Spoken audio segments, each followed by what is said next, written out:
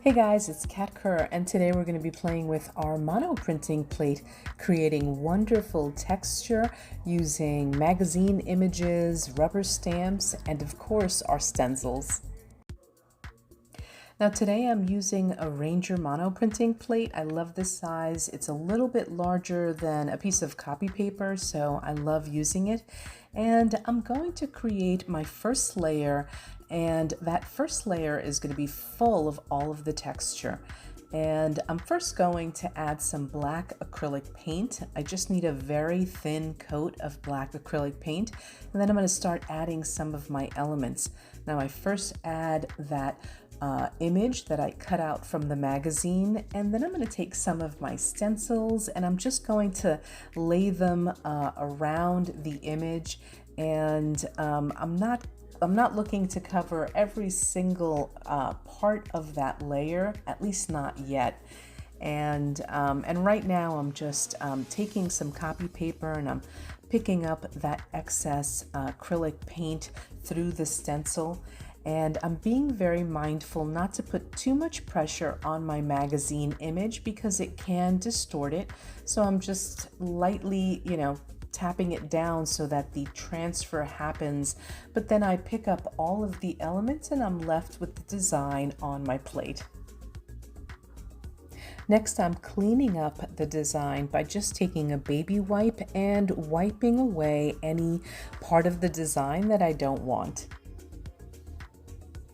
Next, I'm going to add some rubber stamps, and I'm using StazOn ink.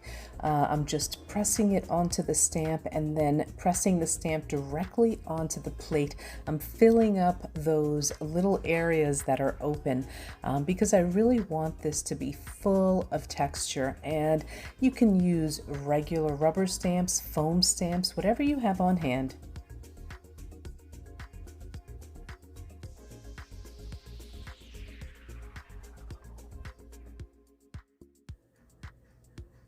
Now that that first layer is completely dry, I'm going to go in and add some color.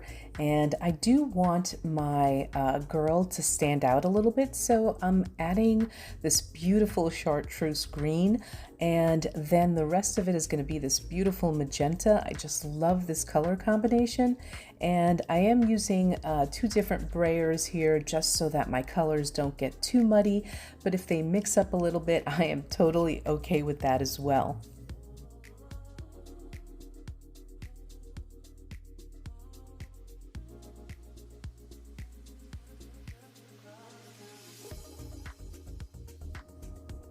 Now I absolutely love the way this came out.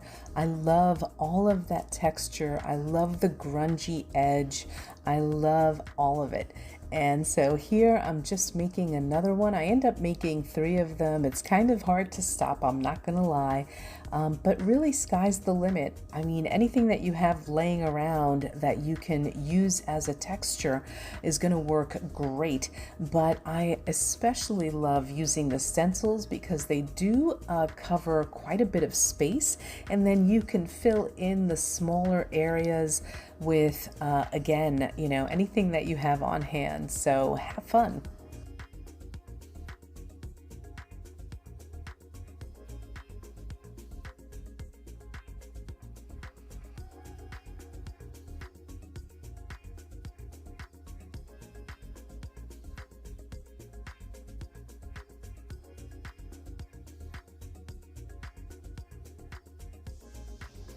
Well, I hope that you enjoyed this tutorial, and be sure to stop by StencilGirlProducts.com to check out all of my stencil designs, and for the complete list of materials, check out that description below. Thanks for watching. Bye-bye.